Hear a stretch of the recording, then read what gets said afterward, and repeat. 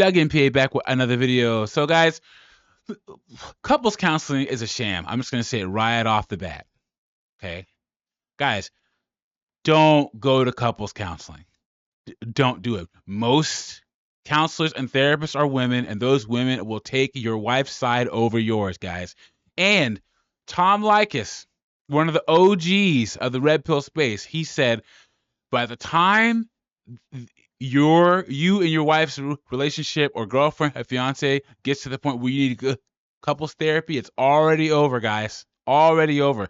And women will take the women therapists, which most of them are, will take the woman's side over yours, guys, and you will be paying $150 an hour for some woman to tell you how you don't understand where your wife or significant other is coming from.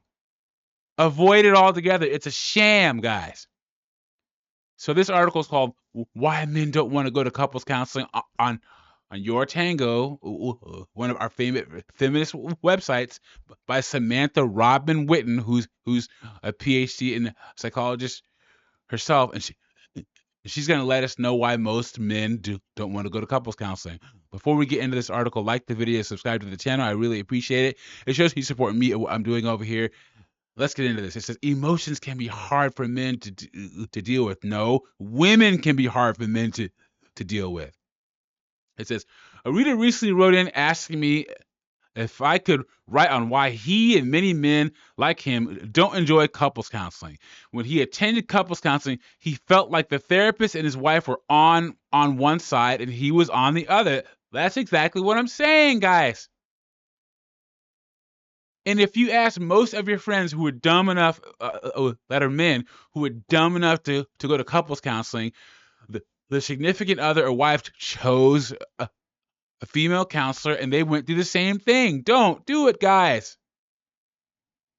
She says, unfortunately, this is a common complaint of males in couples counseling, no matter what the gender of the therapist is.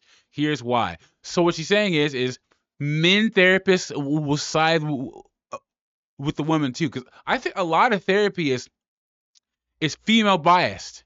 It's just like how the Duluth model in DV cases assumes that the male is the aggressor all the time. Current therapy models assume that the man is not understanding the woman, which is the root of all the problems. So even men will take the woman's side. And yes, most of the time, the therapist has to take one person's side over the other. There is no remaining neutral. Men are not as verbal as women, particularly about emotions. Most men don't meet their friends for a cup of coffee and a long conversation. That's true. They meet to watch or engage in sports or go drinking or go to the gym or play video games online. We have some kind of activity that we're participating in, whereas women will just be doing nothing but talking. Conversations may occur during these activities, but conversations are not the sole focus. This is always why men don't usually call friends on the phone for a chat, but to make plans. This is when people actually used to talk on the phone. However, in therapy, conversation is the entire focus of the session. The session is, in fact, one long 50-minute conversation. And women just want to talk and talk and talk and talk, guys. Many men don't thrive in this type of setting, and they often feel uncomfortable and frustrated. Their wives, on the other hand, are often so starved for validation and verbal affirmation that they love therapy. This is not true. No. Their wives are trying to exert control over the husband and are looking for the therapist to be able to help them do it. Okay? Women want to see that you're doing what they say in a marriage, guys. And if you're not doing it, they want to find a better way to figure out how to tell you what to do. That's what it is. I've been married. I know. They hate that their relationship has deteriorated to the point that therapy is required, but they really don't mind the therapy itself. Here's this person who's solely focused on you and talks to you and hears you. It's like crack for women who have felt ignored by their partner for years or even decades. And the key to it is have felt ignored, even if the guy's not ignoring them. Odds are her mom is saying, "Oh, he's ignoring you." Her friends are saying he's ignoring you. She goes on Instagram and TikTok and says, "Oh, uh, um, how to tell if your partner's ignoring you." She feels like it, even if it's not the case. And also, she'll be with a guy who she's perfectly fine at the level of attention he was giving her at the beginning of the relationship, or maybe even before the marriage, but she feels entitled to more after the marriage or after the baby comes or something, and she feels like she's not getting it. Most men, they stay consistent in their behavior, but women want to change the contract, guys. Males also tend to be more lexemic than women, meaning that they find it difficult to express their emotions verbally. You want to know why? It's because no one cares when men express their emotions verbally. So what's the point? No one cares. We find out real quick. You can say how you feel all you want, but women don't care and society doesn't care. So what's the point? And then also, expressing your, I always say, guys, women will use your deepest, darkest fears against you in a fight. And most of us have had that happen. So we don't want to express our emotions verbally because women are going to use that against us later. Even when they're not, okay, there is normative male, which affects most men, and why they don't know the difference between slightly annoyed and pretty annoyed, or they pretend not to, which is another post. And again, therapy is focused on verbal discussion of feelings. If men aren't used to analyzing and reporting on their internal world, they will feel like idiots when the therapist asks what they're feeling, and they just don't know. And is that what I'm paying $200 an hour for, and ducking out early from work for, and leaving me alone? Look, guys, how many times has someone asked you how you're feeling? You say nothing. Guys, we can have nothing on our minds. We can literally be feeling nothing, and women don't understand that. Anyway, men tend to be problem solvers. Before you interject that your husband sits on his butt and solves nothing, remember the last time you told him about your rude coworker and he told you to see if you could get transferred to another division? Yes, that's kind of problem solving, the one that acts as an alternative to empathy. A lot of therapy is focused on giving partners a chance to hear each other and out empathize. No, hear each other out and empathize with each other. Men think, okay, and then what? What about fixing things? How do I get to a place where she wants to sleep with me again and doesn't look at me like I'm a piece of garbage the cat vomited out? And the only answer is she isn't going to listen to me or any other therapist tell her to sleep with you until she feels that you understand her and care about her. And that for many women happens only via talking a lot. See, guys, herein lies the problem. And this is how the control starts, guys. This is it. She's not sleeping with you. She hasn't slept with you in 8 months. She has to solve that problem, not you. The problem is her.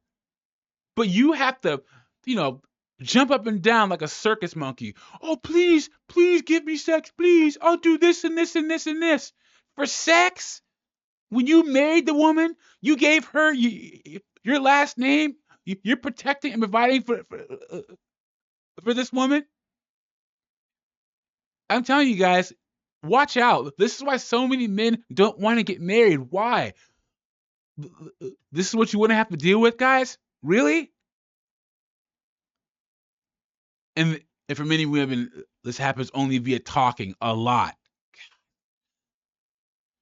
Also, men fear that the therapist will ally with their wives and say, what an awful husband you have. You should kick him to the curb and find a man who loves to talk on an emotional level even before he's had his morning coffee. And that's what usually, oh, you know what? Therapists never really get to that point, but by backing the woman and criticizing the man's behavior, or constantly telling the couple how deficient the man's behavior is, that's pretty much what you're doing. I'm telling you, avoid couples therapy, guys. Don't do it. It's a trap. An expensive trap. Therapists wouldn't say this because we're not into feeding you a BS. They wouldn't say it to the man, but they would say it to the woman. Most guys are not terrible. Most marital problems are made by both partners and who are caught in a toxic and ever-repeating loop, like the one I discussed on here. Men often express themselves non-verbally, and their love language is most often, you guessed it, touch. Pouring out the deepest feelings to a therapist goes against the socialization, which is usually something like men shouldn't be wimps and talk about feelings as wimpy, and they're focused on protective, concrete, goal-oriented endeavors. Therapy, where the process is as important as the end result, is usually not in their MO. Because once again, therapy is not about, for women, isn't about solving problems. It's about feeling heard, and there's no concrete way to feel heard from day to day, week to week. If you have a husband who won't go to counseling, keep all of these points in mind and empathize with him before you say that your husband just won't try or is lazy. Rather, therapy often goes against men's nature. Well, thank you very much for saying that. It's true. It's kind of like if your husband said that the only thing that could save your marriage is if you went to a tantric workshop. As off-putting as you would find that, is as off-putting as he may find the idea of Western conversation-based psychotherapy. You know what? The tantric workshop would probably push your limits and widen your horizons. But if you brought that idea up in the context of a marriage, so like a tantric workshop is like, bedroom stuff. I'm not saying your husband can't or shouldn't try therapy, but that he is much more likely to try it and to actually get something out of it if you start off by understanding his reluctance and discomfort. Ladies, the best way to show your man that you love him is sex, physical affection. That's why it's the first thing that women take away when they're upset. Number one. Number two, ladies, we know why you want to go to couples therapy. The jig is up.